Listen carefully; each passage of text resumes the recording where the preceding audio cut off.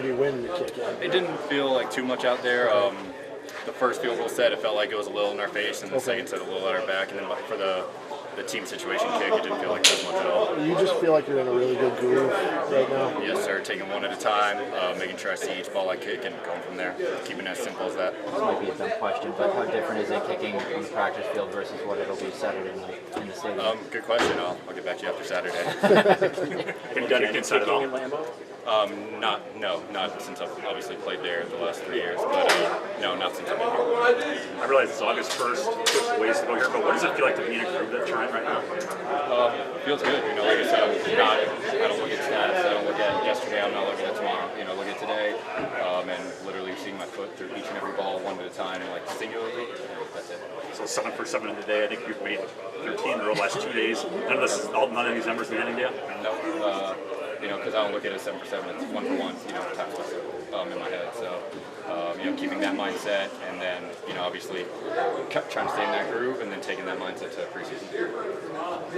Greg, has that always been your approach, or is that something you learned from experience that you can't worry about Bill's numbers and whatever? Good questions. I think it's real easy to get mixed up in all that. So I think it's something that I had heard from vets and gotten advice from vets, but it's one thing to know it and another thing to truly trust and input it. So I'd be lying if I said as soon as I heard of it, I was straight into it. It definitely took some maturing, some learning, and trust in my ability. Is it the same thing with a miss too? Like you can't miss 2 in a row. Ball's gone. Right. So, miss one in a row, miss 2 in a row, ball's gone, on to the next one. The next kick is the most important kick.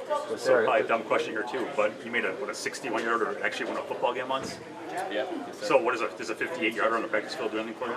I didn't even know we were that far back, to be honest, because I'm just like, and I'm not trying to sound any type of way, just my mindset is just locked in that wherever they put the ball down, that's I get my line, I get my end point, and I put my foot through the ball the same as if it was a PAT or the same if it was a 65-yarder. So you don't have to give it any extra, like you're using the same stroke?